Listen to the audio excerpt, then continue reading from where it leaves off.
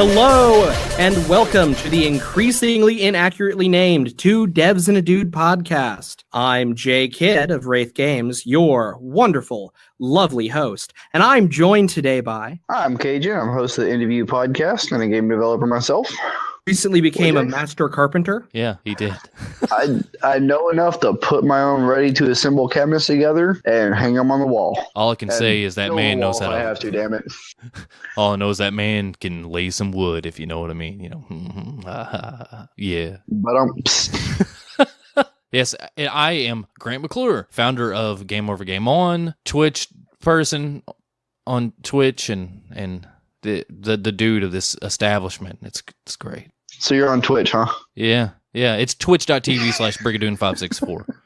That's where you can find me on Twitter and all that other stuff. It's cool. I'm on Twitch right now, just watching. Yeah. I was about to say, you're live streaming your part? No, eventually this will. We got to start this over, but probably, maybe. I don't know. Really? I thought we were doing fine. Yeah. Yeah, no, we're doing this opening. This is doing okay. It's cool. No, I think eventually inside baseball and a little tangent, inside tangent, and tangent upon tangent. Welcome to Two Devs and a Dude podcast, where all we talk about is tangents, angles, and cabinets. And cabinets, and triangles, and cool geometry. Because math is awesome.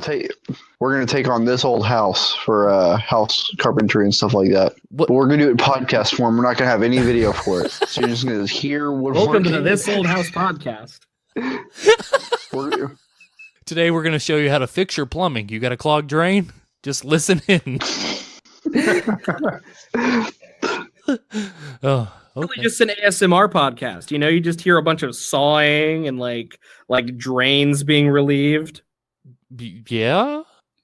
No, what I was going to say is that eventually this will be streamed on Twitch, I guess, at some point once everyone's stuff gets on par, right? We'll probably do our own streams, and we'll all record it together and actually release the audio. Or are we going to be all on the same channel at the same time? You know, the beautiful thing about Discord is you can do video calls up to 9 people. Yeah. Really? Yes, you can. Yes. Welcome to something that isn't garbage like Skype. Yep. So, okay. That's my new teen sitcom, Garbage Like Skype. I'd watch it. I'd regret watching it and still watch it. Kind of like Supergirl. I'm pretty sure we can get Drake as the science teacher. Hey! I would wonder about the title and then just probably go watch YouTube and watch some weird thing again. It'll be called Drake. The Next Generation. Hey, Jimmy. Hey, guys. Jimmy's out of the wheelchair. Oh. Oh, no. That's a terrible Degrassi joke. The sad part is I got it. Yeah. I don't know. I don't know where we're going with this. We're just going to keep on going. It's the best part. My favorite part is the fact that Glenn has not introduced himself. Oh, wait. I got this. Hi, I'm Glenntai, and dog in a wheelchair.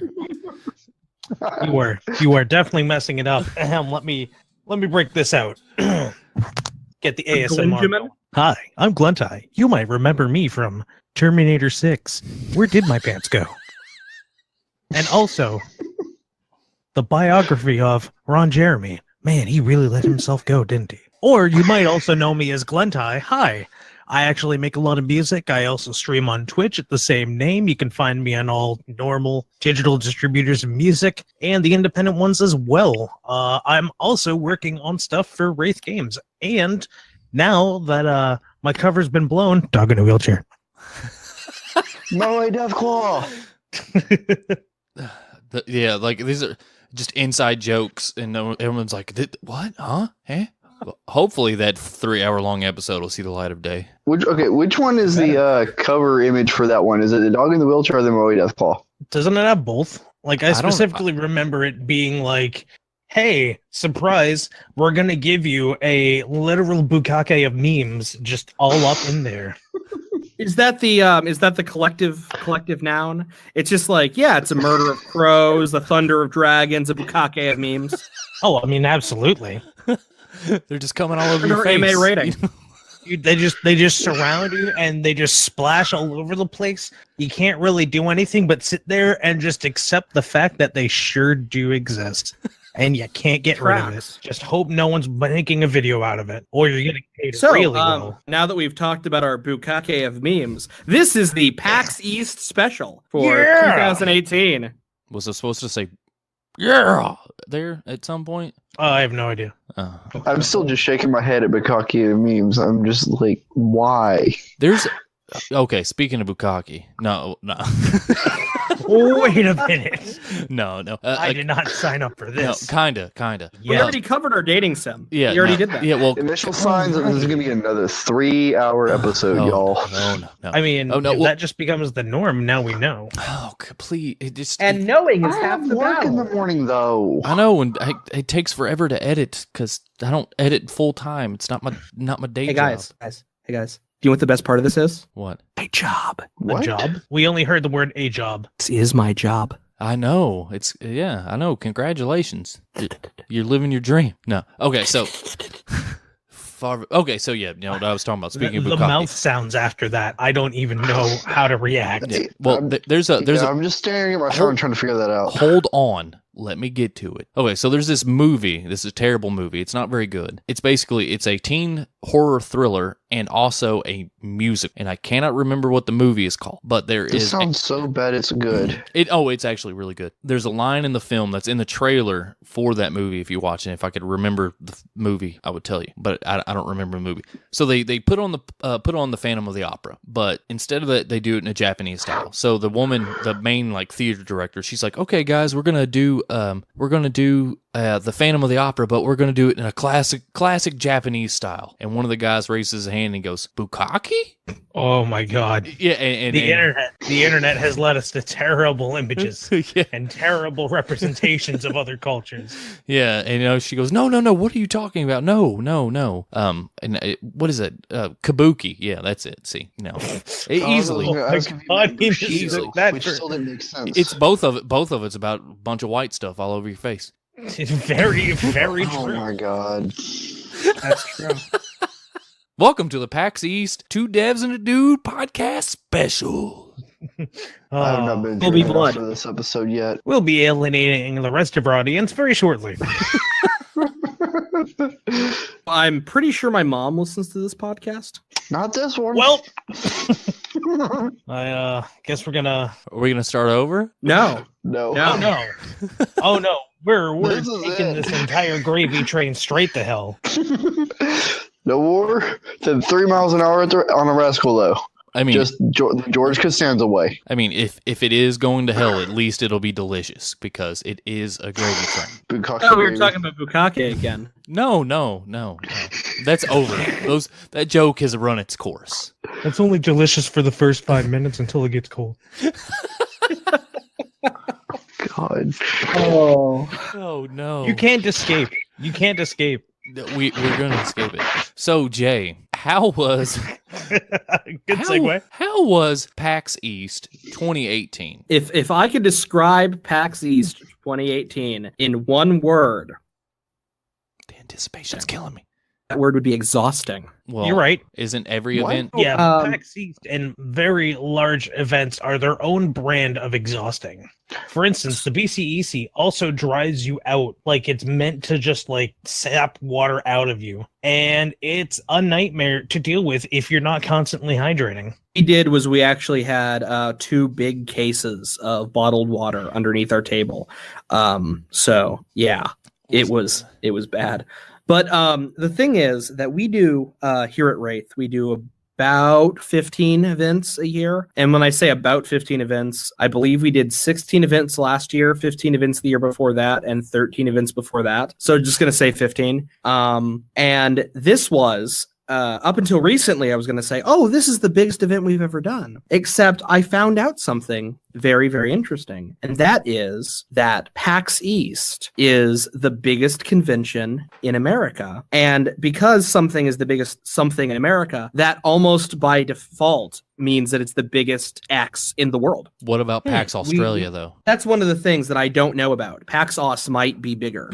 But we at least know that PAX East is the biggest convention in the world. Or sorry, the biggest convention in the States. Is that out of the PAXs? Is it the biggest PAX event out of the PAXs? It is now the biggest PAX, and that's really funny because, as you know, there's PAX Prime, which was the first PAX. Well, guess what? It's not called PAX Prime anymore. PAX Prime it's smaller than PAX East now. Well, So it used to what be do PAX they West, call it? right? It used to be PAX West, and they changed the name to PAX Prime. It used to just be PAX, and then they changed it to PAX Prime, and now it's PAX West. Oh, okay. And this is all PAX stands for Penny Arcade Expo, right? Yes. Correct. That's correct. So all this stuff is responsible because of two nerds with a web comic. That's In a what is different- most amazing to me about this. Well, sort of, and In a all the different people world. they've hired to do a lot of the work that isn't the webcomic, because they've even specifically Well, yeah. expressed that they're terrible at everything except making webcomics. Well, yeah, of World, course. this could be the Control-Alt-Delete Expo. I Think don't- about it. That's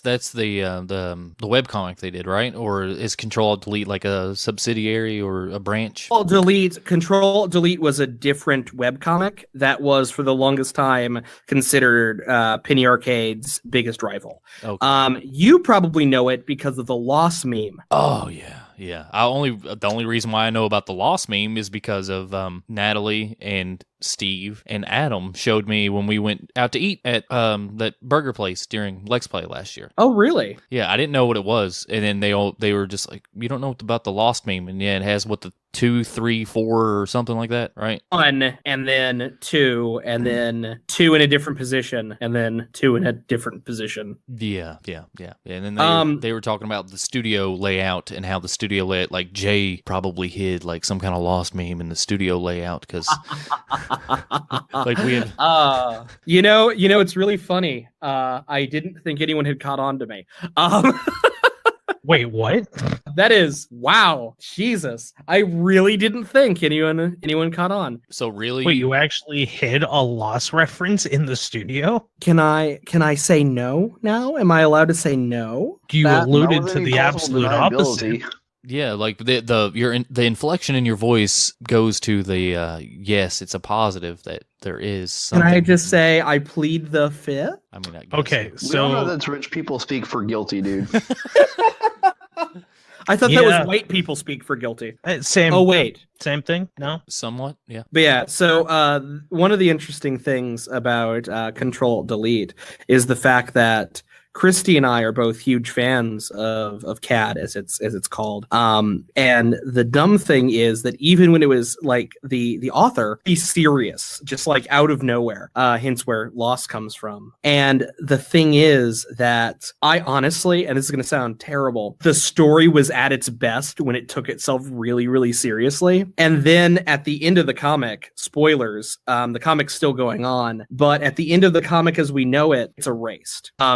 If my memory is serving me correctly, meaning all of these characters that we were following for like 11 plus years be in their current incarnations, and then it went back to being like a daily gag strip, and it was like, you fucker, like Wow, that's vested. That's some meta stuff. It could have been like dumb part. It could have been like the season of Dragon Ball Super. Like, imagine how if Dragon Ball Super would have ended with like all the universes getting erased and it would have been done. Oh, I was hoping they'd do that actually. Okay, so PAX East. Yeah, so PAX East is it really did just start off as this like convention for comic, and then it became just about nerd culture in general. It's the biggest convention, and it's so cool. But like, this was our first time going to PAX.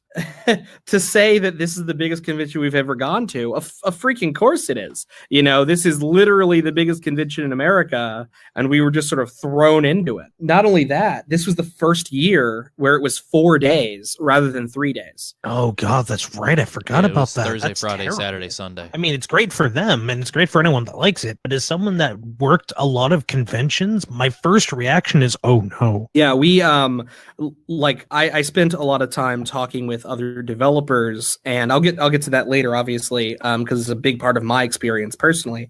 But like, one of the things that we talked about is, oh my God, we're all dying forever because it's 4 days, and their load in was Wednesday. So we left here at 10 p.m. drove 16 hours to the convention. You loaded Tuesday at 10 p.m., right? Tuesday at 10 p.m.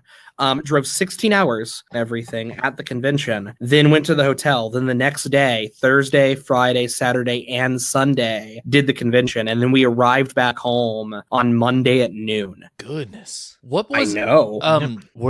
Did they have a press day? Like just straight up, like you think? There was part of Thursday where everything was opened early for the press. All right. Not much. I think the press had 2 hours, I think. With the size of just the indie mega booth alone, you don't have 2 hours to cover everything. That would not have been enough for me to do Sci-Fi-Con last year, and that was one building in little Lake Charles, Louisiana. That's ridiculous. I don't want to sound hypercritical, I guess, because again, this PAX was amazing, and they certainly know what they're doing. But you guys are absolutely right. One of the things that you guys may not know is the fact that we weren't in Indie Mega Booth. We bought like a booth, and that is mostly to do with my colossal idiocy. Indie Mega Booth has a registration fee, and we didn't have the money for the registration fee. Registration fee came up, so we didn't get to submit to Mega Booth, but then we had the money for like a regular normal booth, which is way more expensive. So yeah. Okay, so on that note, did that actually help you or hurt you in a sort of way? What I was saying is I don't mean to be hypercritical, because that wasn't about Mega Booth. Mega Booth is, first off, not part of PAX, and second off, they are freaking awesome. Like, they do, like, the the entry fee to submit is only there just because they get so many submissions that if they didn't, they'd drown in them. When I say I don't mean to be unfair, it's because we did not get nearly as much press as I'd hoped. Part of this was our fault, but the other part of it was just how PAX is. It's just a part of the way, and it's not a problem with PAX themselves, but it's a problem with how events like PAX are done. And so what I mean by that is, and I'm going to throw Steve under the bus immediately for this. Please don't hate me, Steve. I know you listen to the episodes, and because you were on them. But the trailer out a little later than I was hoping. And Steve tried his damnedest. He really did. But we didn't get it out in time, and we didn't send out press emails until the trailer done. And the reason we did that is I talked to some of my other PAX friends, one who's a PAX higher up PAX staff member who also does a bunch of other stuff with them, and then another who does PAX a lot. Wasn't there this year, but his team was. And they're like, "Oh no, don't use your old trailer. Your old trailer's terrible." And I'm like, "Oh, that's true. Our old trailer is awful." And they're like, "But try to get it out quickly." And then we just didn't. Ideally, we would have sent out these emails a month before we actually did. What we did in all actuality was sent out the emails like 3 days before PAX. Yeah. Oof. But in actuality, though, it was the first time you've ever been there, first time you've ever experienced it, and also now you know you have the experience and the learning, like the acumen to actually figure out how you're going to implement a plan of attack. So, the problem is that we knew this. The problem is that we actually knew what we were doing wrong the whole time. It would have been one thing if it really was a learning experience, but like literally everyone on the team was just like, "Oh my God, we're still not done yet." Fuck. Just the whole time. Even Steve, who was again trying his damnedest to get the trailer done, was just like, it just won't render. Like, I don't know why it won't render. So it was problematic. But thing number two is that the press who we didn't call spent all of their time, like the ones who cared about indie games, spent all of their time at Mega Booth. Mega Booth is huge, so I completely understand that, but it was very difficult to get anyone normally over there. So one of the friends I hung out with was also named Steve from Flyover Games, and I'll be plugging some of my friends here. So go check out Flyover Games stuff. They make Wave Crash, which is the single coolest puzzle fighting game ever, and that means Puzzle Fighter can go fucking eat it. But it's so cool. But they contacted Games Radar beforehand, and Games Radar put them on their list of best games at PAX. Problem is that I then spent most of my time desperately trying to get those guys to come stop by the booth, because in my mind we would have totally gotten on the list as well. And I know that sounds incredibly pompous, but at the same time, like, on the list as well. I understand. Yes. I understand your logic behind it, because just how many of those games have the awards that Collapses has? Yeah. And again, I don't want to sound like no. thing. Yeah, no. I understand. I understand your logic behind it because I can't. There's even no name quotes. Like I don't know, like or how not well known some of these places that you got the awards from. There's still awards and recognitions from someone. Well, I'm trying to think as far as actual awards. The most no-name award we got was actually from GDEX. It was the best game at GDEX 2016. But the thing is that GDEX is now the largest gaming expo in the Midwest. Yeah, so it's not that unknown. Yeah, at the time it was. Now it's not. So, and then keep in mind in 2017, the Able Gamers Accessibility Award from GDEX, which the Able Gamers is the largest gaming-related charity in the world. I believe that's the case. And also GDEX, again, they're now the Midwest largest gaming expo. Yeah. Those are kind of what we would consider the smallest. Yeah. No, I mean, I understand your logic behind it. It's just, I think, like you were saying, it was timing. They probably get swamped with submissions too. We almost got the one guy who did the Games Radar article. He's like, I'm super booked, but I will try my darndest to come down by the booth. And he just couldn't make it. And it to this day, I'm still like, oh my God, I was so close. Like close to being in that article. Damn it. Got you. Almost. Is that a Batman the Animated Series reference? No, it isn't. And if it is, it's a deep cut. So deep that I didn't even know I was doing it. Or is that? We did get a considerable amount of press, but it was a lot of smaller press, which was still very good. The thing that made the press as well as it did, and you guys saw the Twitter explosion during PAX about Collapsus, right? I didn't, but I was also kind of completely out of it because my back decided, oh wait, you want a function? What? No. I did I noticed there was a good buzz around Collapsus. Also, I clicked and looked at some of the smaller articles that were tweeted at Wraith Games and stuff like that and read some of the comments. There wasn't a lot of comments, but there were also websites that I've never even heard of, and it seemed kind of niche ones, and a lot of the buzz, it seemed to be around the Switch version. Yes. So this is what really did the press push for us is we are now officially being by Ratalaika Games, which does a lot of stuff for Switch and Vita and PS4 and stuff. We had been working on getting published by them for quite some time. We were in deals with them, but it was the day before PAX that we finally put ink to paper. And the reason is that, especially when you're doing international contracts, it's really difficult to time everything perfectly. But we knew we wanted to make the announcement, and the thing is that this announcement has come with the big thing that I like to think of it as kind of Wraith Games' open secret. Collapsus is coming to the Switch. Hey, we can announce that? But, hell yeah. I mean, but is it really that much of a secret? Because I saw a mock-up picture about like last year when the Switch came out of Collapsus, even though you stated, hey, this is a mock-up. Yeah, exactly. The reason for this is we knew we wanted to be on the Switch, and we knew exactly how we were going to do that. But oops, sorry. No, I was just going to say that Wraith Games has been a Nintendo licensed developer for. See, I'm trying to be the layman, like the everyday normal guy. Well, you're giving this dev perspective, and I'm just kind of feeding you questions. So, like, yes, you are the host of this podcast, but I'm also like, let me try to get some questions in there that my brain is working through. I get it. Yeah. So me and Jay talked about. I think it was me. You talked about developing for the 2DS, 3DS last year when you were on IndieView, dude, or was it? No. God, what year was that? Was that 2017? That was 2015, I think. That or 16. Yeah, because I met Jay at Lex Play the first year. That was 16, and then I was there last year at 17. And I'll only be there. I'll only be there in the 18 if I can do like hosting duties, because I don't think I'm gonna do anything else at the moment.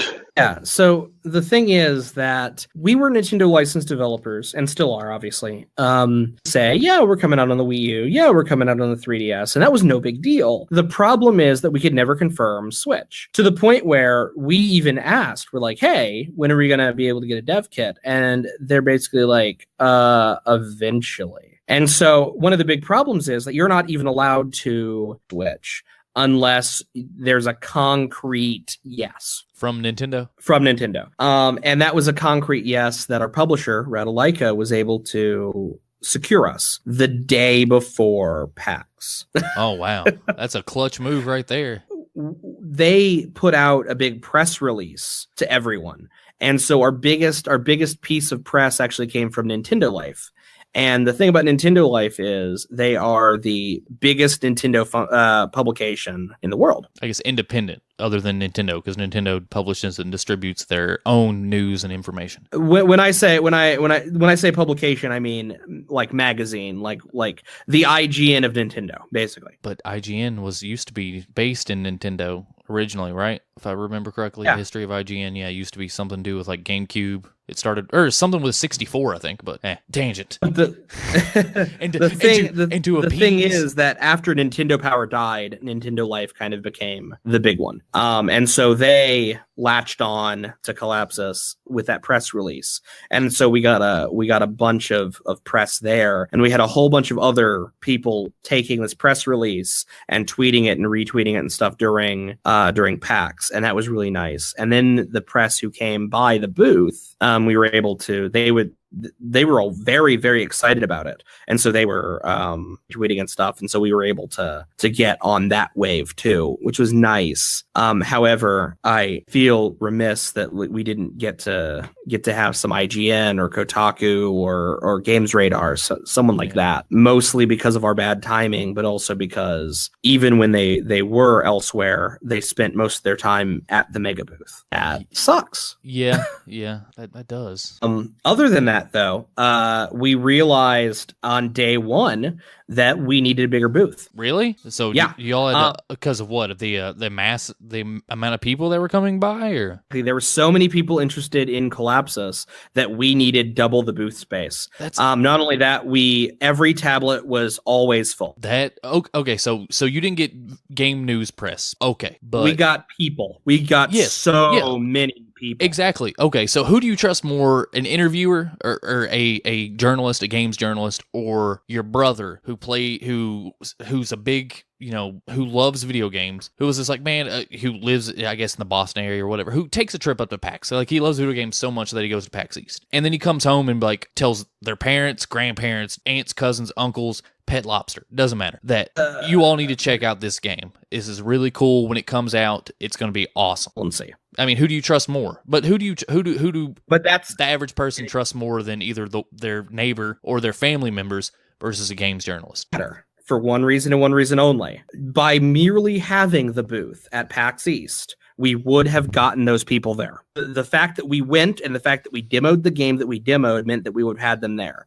It was never a one or the other situation. It was always we want this massive crowd to be playing the game, which they did, and we also wanted the press to be able to pick up that momentum and get us in a larger spotlight. Yeah. It was like, if it's not like having IGN at the booth, other people wouldn't have been. Yeah. No, I mean, but like I said, word of mouth also travels very well. Yeah, no, I've had this conversation with a lot of people, and they seem to think that I'm not ecstatic by how just overwhelmingly positive the demoing went. I am. We had thousands of people play this game over this week. However, my biggest goal as a creative director and as the founder of the company was to bring as well. And I failed to do that for us. The larger press. We obviously got a handful of a smaller press who will be absolutely lovely. We're going to be doing follow-ups with quite a few of them. But yeah. What's the old saying goes is that no news or press of any kind is good press, regardless of bad or good. Whatever. I butchered that saying, but yeah. That really does suck. But I mean, I guess it's disheartening. As I'm another thing. I'm playing this role of someone who is trying to be biased, because I like Jay. Jay's a cool dude. He's a great guy. All that cool stuff, and trying to separate, two devs and a dude from, Wraith Games.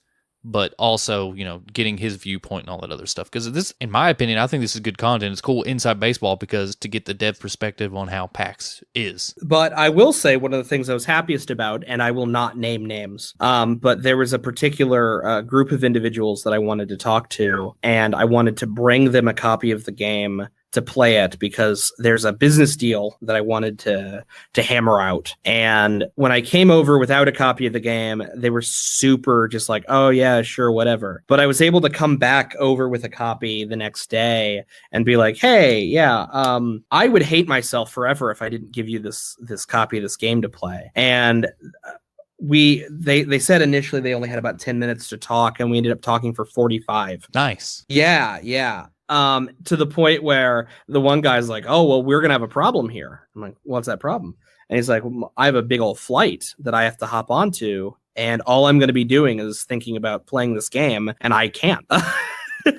Fucking fantastic. Amazing. That's awesome. Yeah, that was one of the coolest moments. And I'm like, well, here's what I'll tell you. I can send you a copy when we get back from Boston. He's like, well, you should. That would be absolutely wonderful. And I'm like, good. So just keep collapses in your mind, while doing this whole thing. And I can't say names, especially since if this is a business deal that will, I don't want to ruin that, but it was pretty neat. Awesome. It was Elon Musk. Let me guess. Because he's wasting his time at PAX. Yeah, he's like, okay, yeah. The next, other than shooting a Tesla into space, so I wouldn't put it past the dude. Actually, I will say this. So you mentioned shooting a car into space. I have ceased using the aphorism, well, we put a man on the moon. Instead, all I say is, it's 2018. We shot a car into space. Like, why can't we do this other thing? We shot a car into space. I was trying to think of something clever to come up with after you said that, but I couldn't think of anything because putting a car and having it operate in space is pretty badass. It is. It really is. It's one of those things like, oh, you can put a car in space. Why can't you put a fork in a microwave? You know what I mean? Like, wait, a what in a microwave? Fork. And actually, the answer to both of those is physics. Yeah, of course. But no, I always loved that. Like, you can put a man on the moon, but why can't you put a fork in a microwave? It's like, but I've just switched to into space. How more ridiculous and more impressive. This is what happens when you have someone who is as rich and smart as Tony Stark, but you don't have the Iron Man armor. Agreed. So on top of that, I also got to hang out with a bunch of our dev friends. I mentioned, I think on our second podcast, I mentioned the awesome people over at Mega Cat Studios. They're the people who do the Sega Genesis, NES cartridges of new games. They're like developing brand new games. Which in itself is badass. Yeah, no, it's absolutely amazing. And they are just the coolest team of developers. So I got to hang out with them a few times just because it's like, well, we're going to hunt you down and we're going to hang out with you. So that was fun. I got to talk to Dave Stanley. Dave draws on Twitter, Attack. And any of you who've been following Cajun and Wraith for the longest time, when we were on the IndieView podcast, I hit it off really well with Dave before. And so we became big Twitter friends, basically. Okay, and so a little bit more clarification on that one. We had a December mashup episode that never got released. So just a former guests and stuff and friends of the show that we just all had a nice long chat. And after like an hour, 2 hours, Jay and Dave were still just talking. And the rest of us were like, okay, we have other things we have to go do. And I stopped recording. I came back an hour after that, and they were still just talking in chat. I think Jupiter Hadley was also still there. I want to say. Possibly. Pretty sure. I know it was someone else. It was either Lat, who's a Turtle Wizard, or it was Jupiter. I can't remember which. I'm pretty sure it was me, Dave, and Jupiter. Jay has that quality about him. The first Lex play, I don't think I talked to hardly anyone else other than Jay because like we just talked about whatever. Like we just go to conversation, then Jay would apologize for like switching things, topics, and then he would just go back like 30 minutes later to back to the topic he was talking about 30 minutes later. And he's like, "I'm sorry if you can't follow," and I'm just like, "Hey, it's all good. My brain kind of works the same way too, so it's all good." The ability to to go on a half an hour long tangent, but remember where I broke off. So I can always just snap back to exactly where I was before and just keep going. It's a beautiful gift. Okay. Well, I think it's good for podcasting. Oh yeah, it's great. Can you talk? Actually, can you talk out of your butt for like hour to 3 hours to indefinitely? Yeah. Okay. You're hired.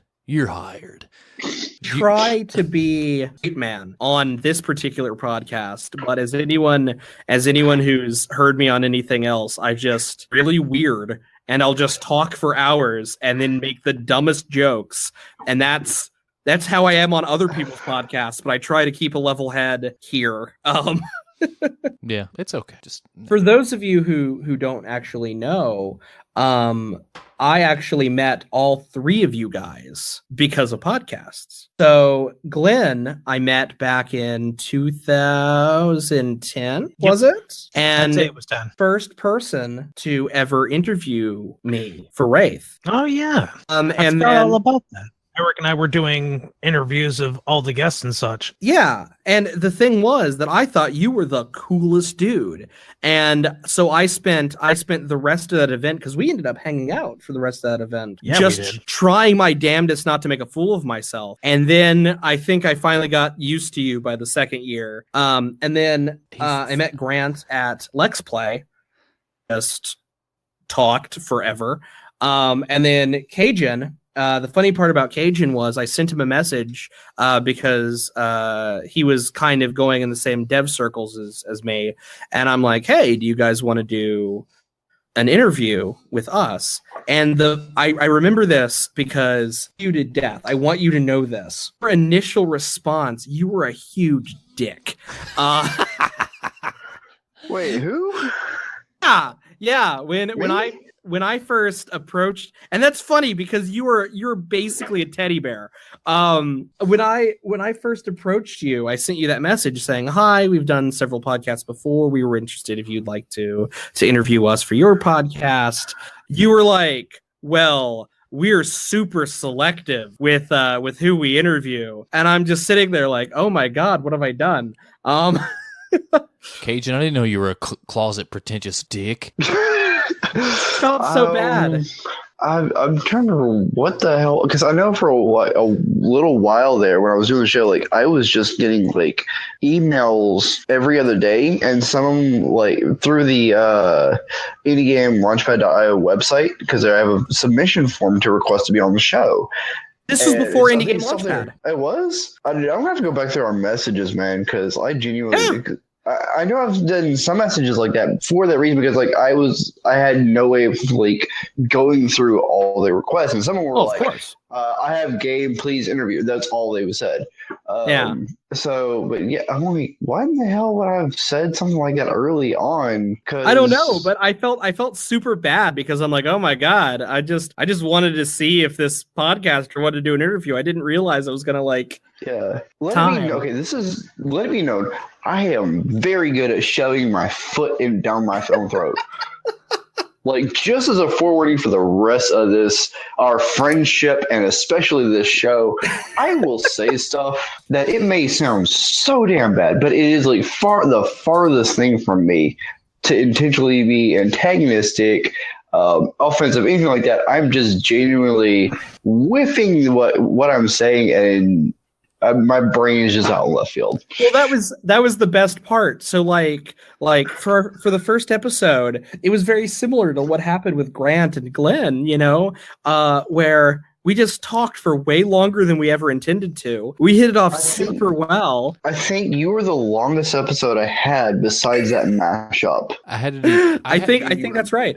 I had to split my episode into two because we ended up talking without recording for so long that by the time we sat down to record, we recorded for an hour, and they're like, hey, the convention hall is closing. And I'm like, okay. And that same thing happened the next day. And just for any listeners of this episode right now, all of us were in this chat room literally like 3 hours. Is it 2 or 3 hours ago now? We're an hour and 11 and minutes. We're recording for like an hour and a half.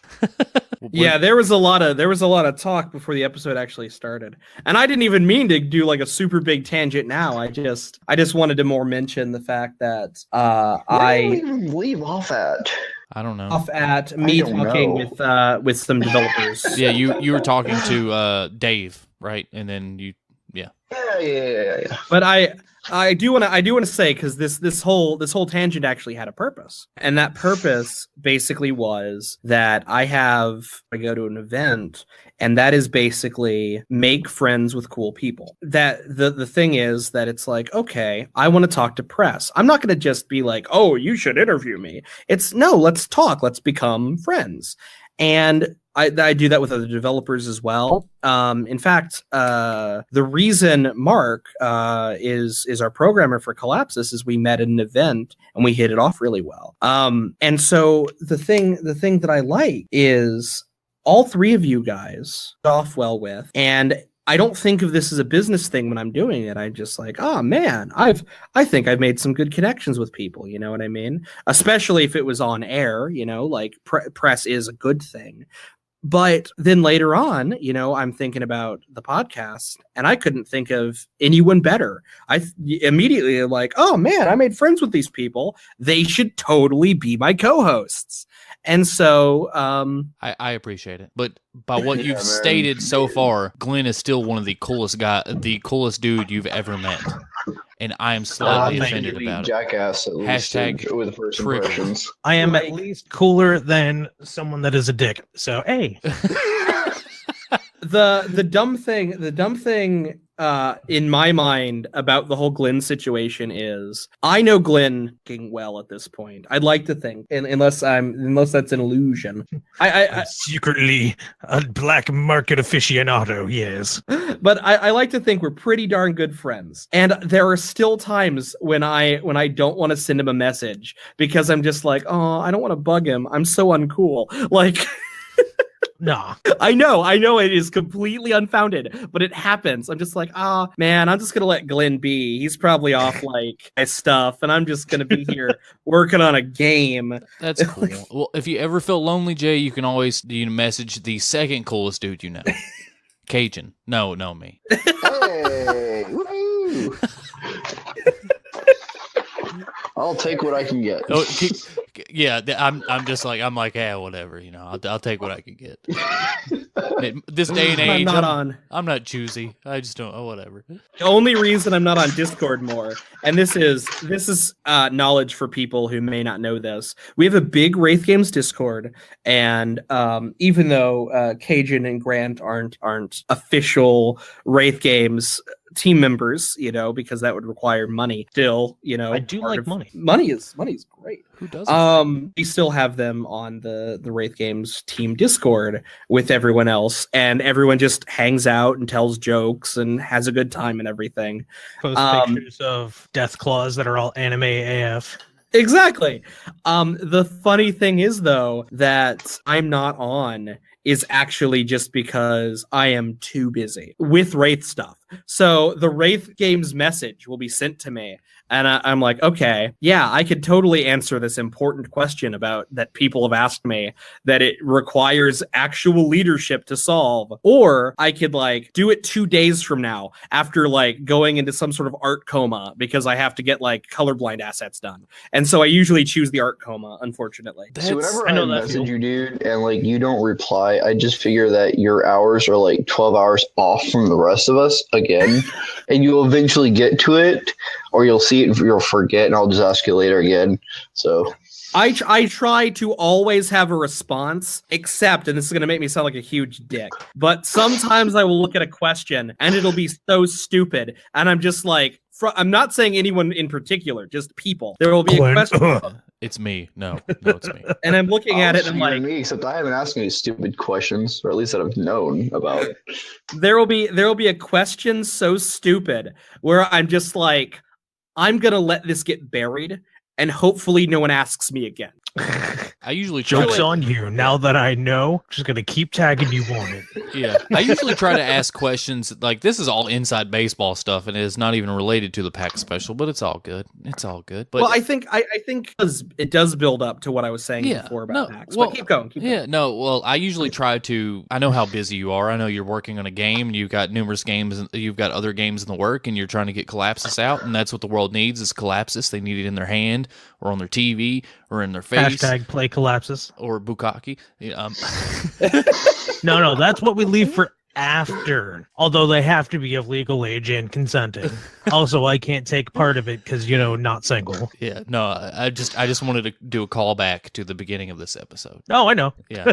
So, but I just wanted to be that guy. No, I understand that you're busy, but I usually just try to keep everything like short and sweet and basically like just confirmations of like time, what we're doing, stuff like that. I try my absolute damnedest to make sure that I respond to everything that comes through to me. Oh. And I think I'm pretty good. I wish my punctuality was a little better. Oh, well, a little tangent upon like 18 million tangents. I understand Discord to me is like, I like it. It's awesome, but it is a terrible distraction while I'm trying to edit. Because I'm like editing and then someone will post something in like the 4 Discords I'm in and I'm just like, oh, don't say anything. Don't say anything. Don't say anything. Because I've been editing for the past 4 hours. So over on my little toolbar right there, I have like a few different Discords. Most prominently the Nerd Fit one. Hey. Did all of them but the Wraith one. Are you making aluminum foil cranes again? I'm sorry, I thought I'd muted my phone. Apparently, I didn't. Okay, can we get back on topic? Yes, I thought we were. Okay. Like I said, this actually does feed in talking about. And that is that just as I've made some amazing friends from other events, it is part of my literal job at every event to go around and it's what the team calls go make friends, Jay. And so I go off to other developers' booths and I try to make friends. Same thing with some press. And it usually works out. But PAX was so huge that only going to developers that we already knew, basically as a way of saying, hey, important enough to me where I'm stopping by and saying hi, crowd isn't killing you, because everyone's crowd was insane, as it always is. So that's why I stopped by Dave Draws, and that's why I stopped by Bombfest. And I only got to stop by Bombfest for like 30 seconds on load-in day. It was insane. Bombfest I didn't even know at Lex Play, correct? Yes, they were. Yes, yeah. That was the one where I don't think I ever sat down and got to play it because I was just hanging out with Steve and Natalie and Adam. Like I walked around and I think I played it for like a good 5 to 10 minutes. I was like, this looks awesome and a really fun party game. And speaking of Lex Play and all the other stuff, Mommy Knows Best Gaming, because I think their Mommy's Best Games. Yeah, Mommy's Best Games. Like their game is coming out soon. About to talk to them. Soon on the PlayStation Network, and I know they had a deal with Microsoft already. But I talked for like I think 30 seconds. It was literally just walking and waving because we were super busy with Bombfest and Mage Quit. And this is actually probably the situation where someone's going to tell me, Bombfest wasn't at PAX, and I'm like, I fucking swear they were. Bombfest was and I actually don't know. But like I tried as much as I possibly could to talk to our friends at least a little bit, at least to acknowledge we are here if you need us. Yeah, Blue Mommy's Best Games were there until after the show, and I felt like an asshole because I'm like, oh my god, I would have totally stopped by and talked to them. Oh my god. And it like I out of all the people who were there, we just completely missed them, and I'm like, myself just a little bit. Yeah, I forget his name. I met him once, and I think the last time I was he at Lex Play last year? I think so. All I know is that there's a Run Jump Devs thing, he's there. Yeah. No, I know that. I can't remember his name. I cannot remember his name. But Piggy Ball is a pretty sweet party game. Like Piggy Ball is and for our listeners who don't know, you should go follow Mommy's Best Games. But Piggy Ball is basically what happens if you have Robotron meets Pac-Man, but it's pigs. Yeah. and you vomit on each other. It's dope. Sounds like someone on the internet put it on a subreddit. Yeah, Piggy Ball is dope. But what really struck me when I played, like they developed a game that is a shooter with a jet, but like the multiplier makes your screen absolutely just insane. Like you're shooting like 400,000 missiles at the same time, and then you can take your jet and burst. And this game's already come out, and I can't remember what the game's called. It's a part of like a bundle pack. Oh. But the game, the ship, and the more lives you pick up, you can literally break your ship apart and makes multiple ships. So if you have 8 lives, then 8 ships appear, and those are all shooting. Or you can suck them back in and be one giant, and you can just do one giant laser. Or you can break apart and do like tons of. It was awesome. Oh, speaking of, actually sounds pretty cool. Oh no, it was great. It was super awesome. It was a top down, flying whatever jet game. It was a shmup, it was a bullet hell kind of like jet game, and it was awesome. And speaking of which, and we're talking about a little bit of Lex Play and the developers we've met, we need to talk to Justin Fox because his games are very interesting. I think you've suggested him as a guest, and I absolutely yes, just do it. Yeah, because I guess I'll message him. That's cool. Yeah. I guess we're all co-hosts, so I need to do that part other than editing. I don't know. So, welcome to Two Devs and a Dude podcast, where we also plan episodes and future engagements, and also we just talk and ramble on for God knows how long. It's about like a business meeting, except we let you listen in on it. Yeah, exactly. And if you have a developer that you'd like us to have on the podcast just to shoot the shit with, or to play as part of our game club, you can drop us a suggestion at podcast@wraithgames.com. That's right. Okay. And so here's my dirty little secret as far as that's concerned. So we were recording that episode, and you're like, "Oh, you have an email set up for it, yeah?" And I'm like, "Yeah, absolutely, podcast@wraithgames.com."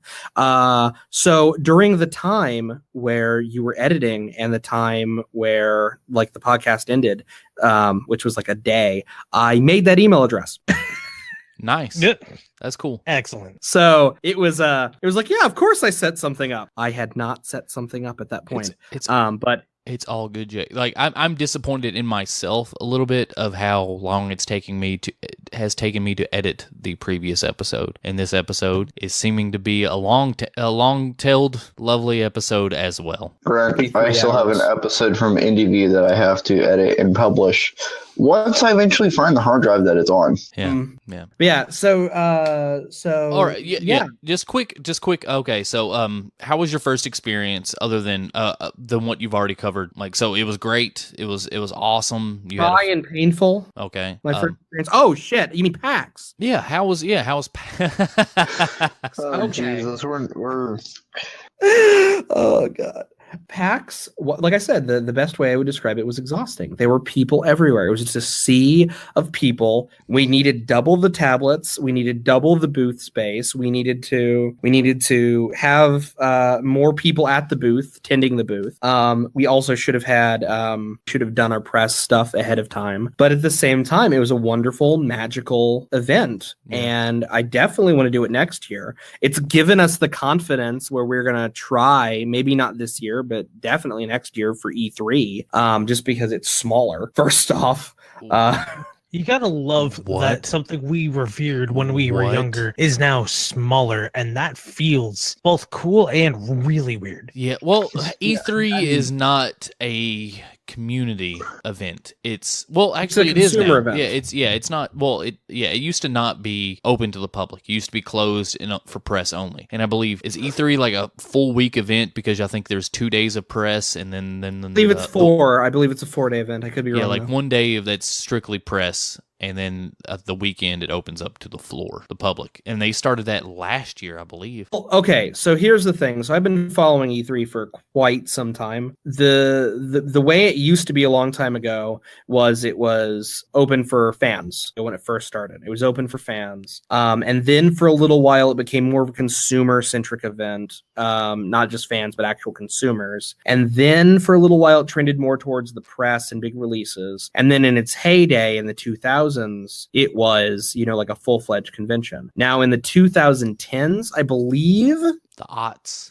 for a brief period of time, it became press only. And so that was not the way it was for the longest time before. I'm pretty Tickets sure were expensive. Yeah, I'm pretty sure, like, because they recently opened the doors up again, I believe last year or the year prior, when they started demoing Breath of the Wild, because I remember that that Nintendo had a lot of problems with people coming in and wanting to play Breath of the Wild, and literally press had to wait in lines. It was that bad. Yeah. The fun thing about E3 and press is it was only a press only event, I believe, for 3 to 5 years. People considered the worst years for E3, because the companies, since they weren't trying to appeal to non-press, to the actual consumer base, the booths sucked. They didn't try to wow the press as much as they normally would have. Again, they just opened it up to being. Yeah, I know it's become a lot smaller recently. But I know EA branches off. They rent like a whole hotel like for their own thing, like an EA Plays event where you can get you can get tickets, or you can just walk in and play EA games. Oh, EA. Yeah. No, I mean, that's all I'm going to say. No, if you either this year, or well, you said not this year, but if next year, I will sell one of my children or kidneys to go to E3. Not this year. I just said maybe not this year. Yeah. I'm just saying I will sell one of my children. Fun thing about it is we actually have friends who've gone to E3 and have demoed before, and so they're like, oh no, PAX. It's nothing compared to PAX East. And I'm like, okay, this has bolstered my confidence. That's great. Yeah. Regardless of press, but just your experience as a whole, it was good. It was absolutely great. $7 hot dogs, though. Did you? Yeah, that's why you don't eat at PAX East. Yeah, is that why we didn't? We didn't. Where did you eat that got you? Never mind. That's not supposed to be. Let's talk about the implications of that. Yes. For those of you who don't know, because it was briefly mentioned on Twitter, I had food poisoning for a couple days during PAX East, and the thing that I told Grant doesn't go in there is I talked about the implications of that in graphic detail. So that doesn't go on the podcast. However, 4K graphics. Yeah, TMI is a gross and negligent understatement on that one. Y'all are soft. The thing is that, I can go worse, but I just didn't want to. I don't want to gross out. I know you could. Don't worry, I'm not saying you were. So you ate. You ate. I'd rather not hear more. Yeah, you ate outside of the convention hall and ended up getting food poisoning. End of story. I had steak from 2 different places during the whole thing, and I thought you were vegan, Jay. What? Or vegetarian? Thank you. For you kind listeners, I tried a great vegetarian experiment, and the problem is it just mostly because we were saving up for PAX, it just became too expensive. Understand. And to the point where my lovely fiance and Wraith Games programmer Christy and I are going to be doing it again. We're going to be vegetarian again here soon, now that we don't have the great financial burden that was PAX. Good to know. The problem with things when you go to conventions is sometimes you have to go to fancier restaurants in order to make conversations with certain important people. And unfortunately, because if I was there, I could have been like, yo, let's just go here. We get on here to go here. Forget all this that we could be doing. No, we're going to this place. $40 steak, $7 thing of peanut butter sauce with French fries. We went to this one restaurant that had it was a green burger as its logo. Do you know what green burger? Because that sounds safe. That already sounds terrifying to me. Just the logo, but apparently it was a huge big deal. It was the Shake Shack. I've heard the name. It sounds like a franchise, but I don't know. Is that you go inside and it's a real like hipstery burger place, and the thing is that like it was great. It did not help with my food poisoning because I was already sick when we went there. Problem was it had a maximum capacity of 300 people, and we were really, really beyond that. Someone could have called the fire marshal, and that would have been a terrible joke to the business. The thing was that one of our friends that we were with, and I'm not gonna say who that was. Adam Sandler. I'm not gonna say who that was because I'm not sure if they want me to. However, Jonathan Taylor Thomas, a guest on this podcast at some point, so that'll be interesting. John Travolta. I'm saying all these names aren't likely going to be on. So Werner Herzog. But anyway, damn. The thing is that apparently they went to GDC, and what ended up happening is there was a restaurant that was so over capacity it had to be shut down. So that was fun. Yeah, that happens. Convention life. That's cool. I mean, I don't know what else to say other we can ramble on for a little bit, but so I mean that's great that you all had a great experience. Buzz seems good. I mean, yeah. I didn't get to play anything. Oh, that sucks. Huh? I mean, that sucks because like one of the things I wanted to mention, like I would have loved to have gone, but I don't think I would have been so tempted to just like been like, see you guys. We gave everyone the equivalent of 2 days off. So they could just, and then you spent yours in the hotel room. Well, I spent my 1 day in the hotel room. Give me a moment. This is me pausing for a second. Okay, but yeah, yeah. You're building aircraft again. Cajun, stop! I don't know when it Again. came on me. Sorry. You're building aircraft. I'm just trying to get my kitchen finished so I can make my own food. I get it. I just paused what I was saying just to let you know that it is picking up. Fear not, citizen. With the invention of the mute button, you can do both. Exactly. Sorry, it's the Fallout 4 inspiration. The voice came out. Yeah. Well, Glenn, you weren't talking for a long time, and I was like, is he playing Fallout 4 right now? Is he just like? Ooh, you know it. No. Focus 100% at your screen. 3%, you got it. Says of the person that we had to reschedule the first episode because you were raiding. I'm sorry that has not happened again. I have learned my lesson. But speaking of raiding, I did raid for like 5 hours last night. Didn't kill Callus. It was very disappointing. I cried myself to sleep. Yeah, so we gave everyone the equivalent of 2 days on their own. At least tried to. I was already told that I wasn't allowed to take vacation day, like during the convention, because I had important stuff to do, but I was sick in the hotel room for a day. However, I did manage to get my Nintendo pin because they were nice enough to let me come in before the hall opened. Oh, nice. Well, the thing is that we were allowed to be there hours early, which is great. And mind you, the security checks were terrible. We had our own developer line, which was great. Exhibitors had their own line, but it was still so dumb. And one of my worst experiences there in the security line was actually the dumbest. What was that? And I'd say it's the worst because it just, in hindsight, it pisses me off, but it shouldn't piss me off as much as it does. They gave us a bowl to empty our stuff into, and then we went through the metal detectors. And so I put my coffee into the bowl. Like I just sealed up my coffee and put it in the bowl. And the guy looks at me and he's like, you don't have to do that. It's not metal. Was the tumbler you had metal? No, it was just from a restaurant. Yeah. No. And so the next day we're loading in and the lady in front of me puts it in the little thing and the guy just takes it and runs it through the scanner. Like he didn't have to fucking yell at me. He could have just taken my fucking coffee and it would have been fine. Like, when you said bowl, I thought you're like, I took my coffee, I just opened that stuff up, just poured it right up in the bowl, just poured it. That would have been hilarious. I would not have been allowed to go into PAX if that were the case.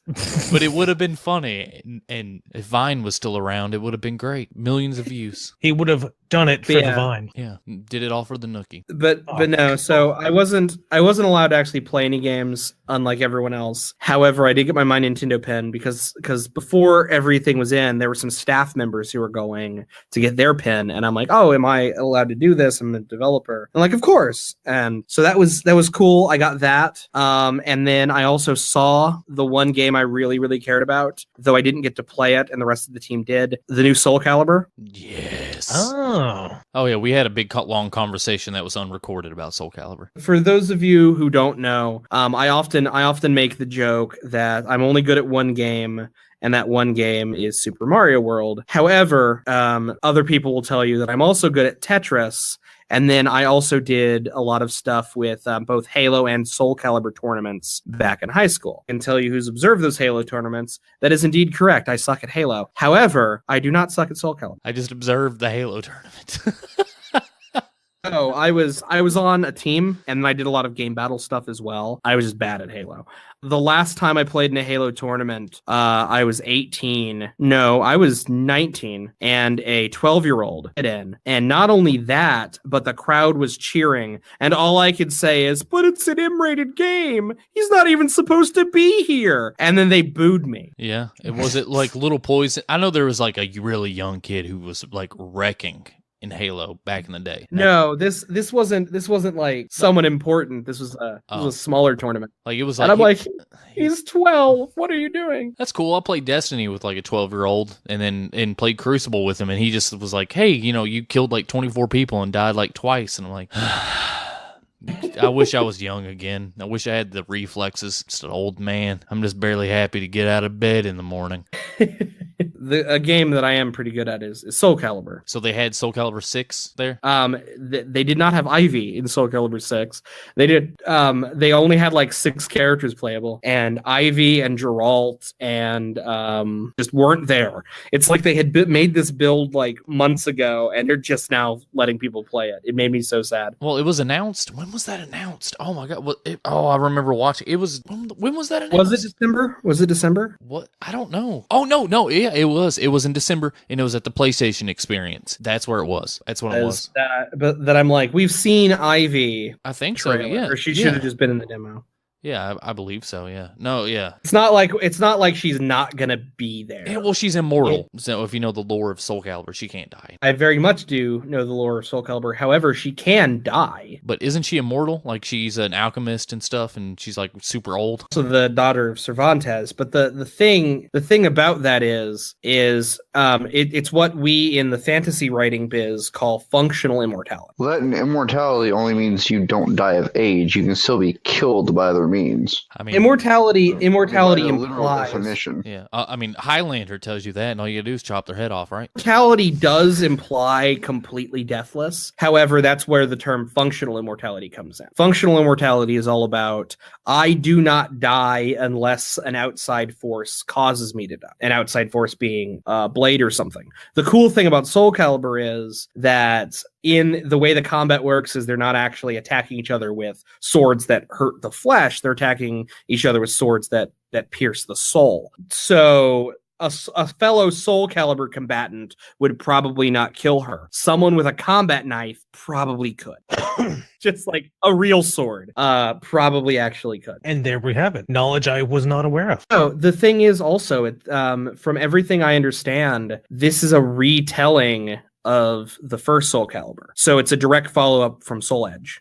Oh, okay. That's what I've heard. And we went. I was under the assumption originally that it took place between 4 and 5. We had a long conversation about it at PAX East, and that's when I was told that that's not the case. That it's just a retelling of 1, which makes me sad. Basically. Gotcha. That's I mean, yeah, that is unfortunate, but what are you gonna do? Not much. The thing is though that if I wanted to play 1, I have an arcade cabinet. But like it's probably going to play like 5 but better, which was just 4 but better.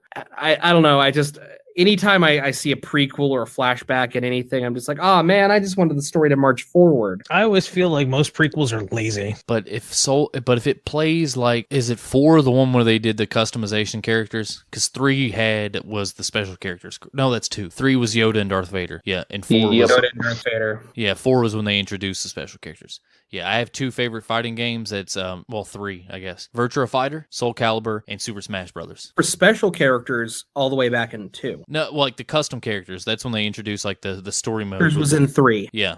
That was my favorite. 4 wasn't very good, and 5 was. I don't even think I ever played 5. 4 was great. Okay, so like 2, in my opinion, is the best one. Probably has a little bit to do with nostalgia, but also I think it's probably the best fighter out of all of them. 3 was a PS2 exclusive, and that's why not a lot of people played it. No, PS2 and Xbox 360 exclusive. Nope, that's 4. That's 4. No, it was 3. Because it has Yoda, right? Yoda and Darth. No, that's 4. I'm trying to remember Soul Calibur 3. 3 was a PS2 exclusive.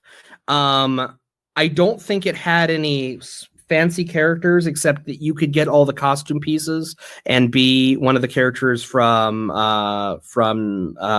Xenosaga. Oh, dope. Night Terror in it. Oh. Which is sort of an evolved form of Nightmare. Yeah, I think I do remember. Yep. That's when PS2 exclusive. because that was when they first introduced the big mallet dude. Right. Yes, Jeff Bridges.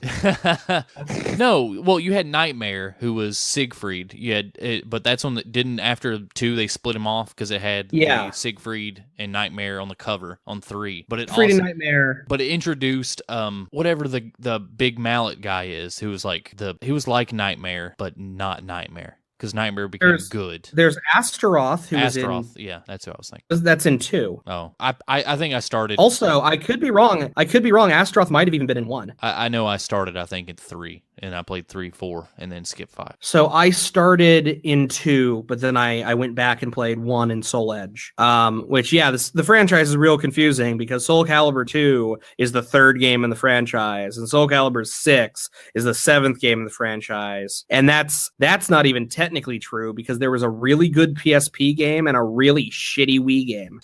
Oh, the one that was a Musou Wii game. Yeah. What? Yeah, there was a Musou on the Wii. It was like that was called like Soul Calibur Legends or something. What do you mean by a Musou game? You know, like Dynasty Warriors Musou. Yeah. Okay. Yeah. That's by Koei. Yeah, that's the classification of those type of games. It's called a Musou, and I can't. I did not know that. Yeah, I never realized that's what they called it. I just knew there was a random mode they called Musou mode. Yeah, that's just I guess I don't know what it's called. Massive single player something. I don't know what the abbreviation stands for, but I don't know. No idea myself, but I know that I do definitely enjoy those games. Oh yeah, dude. Legends was just terrible. Yeah, well, Glenn, you don't even own a Switch, so you don't even care about Hyrule Warriors or whatever that's coming out. Excuse you. Did you play first? It's on the Wii U, and I've been playing it on my friend's account. Second, dog in a wheelchair.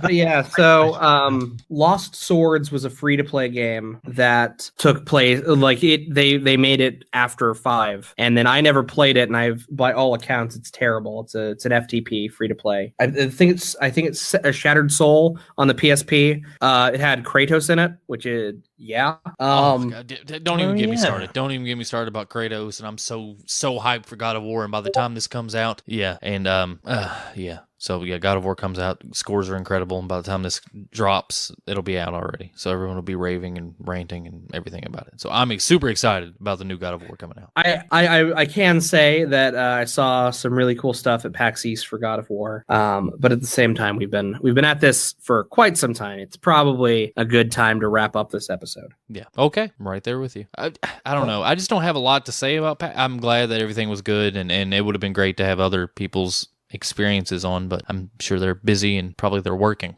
their normal day jobs. We call this the PAX East special, but really the last episode when I was at PAX East special, if we're being real. But it didn't involve PAX East. This got the opinion of the developer side of PAX East. I think that question has been answered. To be honest, we had a pretty big post-mortem of PAX East on the ride home. Everyone basically agrees with me. The rest of the team. I feel pretty confident that I'm speaking for everyone that it was Boston drivers are terrible. I know I didn't get into that in the thing, but they are. Boston knows how to only drive in Boston, and that's it. Anyone that doesn't live in Boston or has lived in Boston from Boston doesn't know how to drive a goddamn. You can't get there from here. Like, y'all should come to Excuse me, Houston. princess. Okay. No. We found the lovely phrase, you can't get there from here whilst in Boston. Okay. I heard link, so I said, excuse me, princess. Oh, I was going for that reference. So with that, this was our PAX East special, which was a little off schedule. Our next episode, we are going to be doing our game club, our famous game club, and that is for the new 1 minute RPG is going to be awesome. Yeah, it's called Minute, and I was playing it, streaming it. It was great. It was awesome. It's really fun. Minute. MINIT. I'll be doing that in the next week. We're obviously not before. This is going to be before the show comes out, but as of today, when we're recording, the next week will be playing Minute in preparation for the show.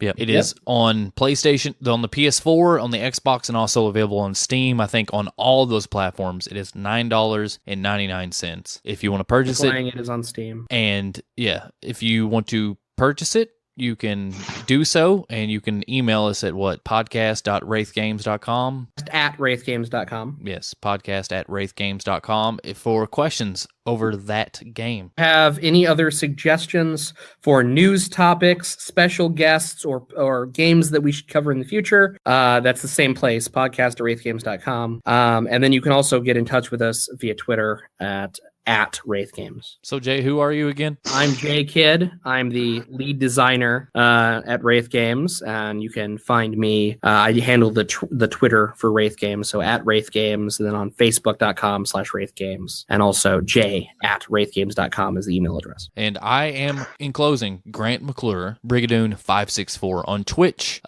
Twitch.tv/Brigadoon564. That is BRIGADOON, the number 5, the number 6. Also, same thing on Twitter. I'm also the founder of GameOver GameOn. It's the Go-Go Show on YouTube. I haven't posted any new videos. I've got a lovely idea of what I'm going to do with it. So, yeah, maybe. It just depends on, I got to find time.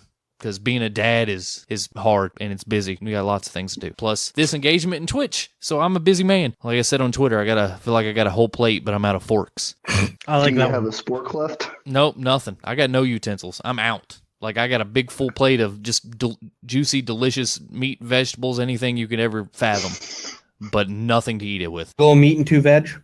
Yeah. Delicious. So yes, I'm Brigadoon564 on Twitch, Twitter. Hit me up, follow me. I basically use Twitter to promote things like this lovely episode, and sometimes I drop thoughts of some things that I'm watching. Like I watched Rapture on Netflix, and it's basically a rap documentary, and each episode focuses on a different rapper. And the first episode was Logic. And if you haven't heard about Logic, he's incredible, and his mantra is love, peace, and positivity, and I feel very much for that mantra. It sounds awesome. Yeah, he's great. So yeah, Brigadoon564, Grant McClure, awesome. Woo! And I'm Cajun. You can find me on Twitter at Cajun_coding. You can find my Twitch channel there because I don't remember exactly how I spelled it right now offhand, unfortunately. I am the host of the IndieView Podcast, and stay tuned for information on that. And one of these days, I will be doing my Desperate Gamer Society play of Minesweeper. Now, you may be wondering, who possibly could be left? Surely it's not the guy who's been sitting here quietly playing Fallout 4 most of this podcast like a jackass. Oh, no. Fortunately, hi, I'm Glenntai. You can check out my music anytime by any of the digital distributions that are out on the internet. You can find them on iTunes, Spotify, Google Music, Deezer, Tidal, Dog in a Wheelchair, whatever you find. You can definitely go and see it. And if you're broke, most of it's either free or at least free to listen to. You can also check out what I'm going to be doing in Wraith Games with Collapsis. Play Collapsis. # Play Collapsis. You can also check out anything I'm doing with the NerdFit Network, the entertainment group, I co-started with my partner in crime, Eric. There we do a lot of, have you ever wondered what it'd be like to be professional idiots? We definitely figured out how to make a business out of that and ran with it. So you should definitely also check that out at nerdfit.com. Whenever I'm not doing that, you can check my stuff out at twitch.tv/Glenntai, where I'm either making music or usually playing Link to the Past Randomizer. And definitely not Bloons Tower Defense 5. And yeah, I think that's all I'm going to say this time, because I already said Dog in a Wheelchair like 5 times this time. Hi, I'm Glenntai, and I'm the dirty son of a bitch who was playing Fallout 4 the whole time. Hi, I'm Glenntai, and I might have been playing Fallout 4 this whole time. He was doing something nerdy. I've just been working on cabinets. Hi, I'm Cajun, and I like to make small metal airplanes out of aluminum foil. So that's a wrap, everybody. See you next episode. See ya. Have a good night, y'all. Dog in a Wheelchair. Welcome to the increasingly less accurately named Two Devs and a Dude podcast. I'm your host, Wraith Games Jay Kidd, and I'm joined today by Cajun, Mark. Yeah, man. This is why I wanted to try one, because I knew I'd screw something up bad. It's cool. It's good bloopers. We'll just edit. We'll just edit. Yeah, we'll just edit and post. It's all good. As long as it doesn't run 3 hours, I don't care. That was an excellent 3 hours. Oh, it was. I know. We were recording and I looked up and I was like, oh my God, it's been like 3 hours. Holy crap. So yeah, it flew by. So that was good. Yeah, but after an hour and a half, I was like, yeah, we're almost done, Lauren. I'll be in bed just a minute. No. The closing ran like 45 minutes because there was just joke after joke. Yeah. Yeah, that sounds about right. Time I do the vlogs, I just say things like, and don't worry, you won't be able to hear this. I'm just gonna edit it. All right. And we have Woodwork ASMR. The arc? I was just putting one shelf in. Well, your mic picked it up impressively, actually. I'm pretty sure we're putting shelves in now. Like, welcome to Two Devs and a Dude podcast, where we also did woodworking in the background. You can tune in to Cajun Coder's Twitch creative, where he's just putting in shelves. He's not even actually making the shelves. He's just putting them together. This is fine Douglas fir cabinet. I'm just putting the liner on the shelves. That's the joke. You're like, it opens up and you're just like, hey, everybody, see these shelves behind me? Yeah, they came prepackaged. I just kind of hung them on the wall and then, good stream, Welcome everyone. To Ron Burgundy's Burgundy Shack. We got all these shacks full of burgundy. I don't even know what the hell burgundy is. Watched Rick and Morty in the whatever, the Rick universe, the TV one where he's the whole like, hey everyone, welcome to We've Got Doors. All we do is sell doors. We've got doors. Yeah. And they're just like, oh my God, it's still going, and he just gets in his car, drives home, and everything. And they're like, this is still the commercial? Yeah, it appears so. Yeah, that was one of my favorite episodes. The whole Gazorp day, Sorry about that. Gazorp field. I'm back. Okay. All right. I'm also back.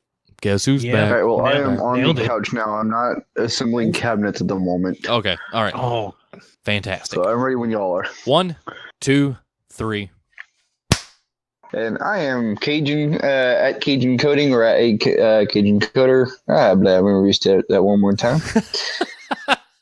Remix. Yeah. Okay. Grant and Glenn, y'all don't know how long it takes me to start an episode of IndieView. I think once me and Jay started trying to actually start it, it took like 45 minutes because of retakes. It's cool. Yeah. It's all good bonus content at the end of this episode. On this one, yes. On mine, not so much. So 3, 2, 1. All right, everybody. I'm signing out. That's my exit. Damn, it's not my show. And I'm